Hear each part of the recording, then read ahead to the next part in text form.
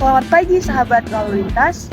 Saat ini personil Satlantas Polres Aceh Timur sedang melaksanakan kegiatan pengaturan lalu lintas di Kabupaten Aceh Timur, tepatnya di Ibiraya. Kegiatan ini dilakukan untuk memastikan kelancaran, keamanan, dan keamanan masyarakat dalam berlalu lintas, khususnya pada jam sibuk pagi hari. Selain melakukan pengaturan lalu lintas, personil juga memberikan himbauan kepada pengendara agar selalu mematuhi peraturan lalu lintas, menggunakan helm SNI, serta melengkapi surat-surat kendaraan. Satlantas Polres Aceh Timur memberikan pelayanan terbaik kepada masyarakat, tetap tertib berlalu lintas karena keselamatan adalah kebutuhan, bukan sekedar kewajiban.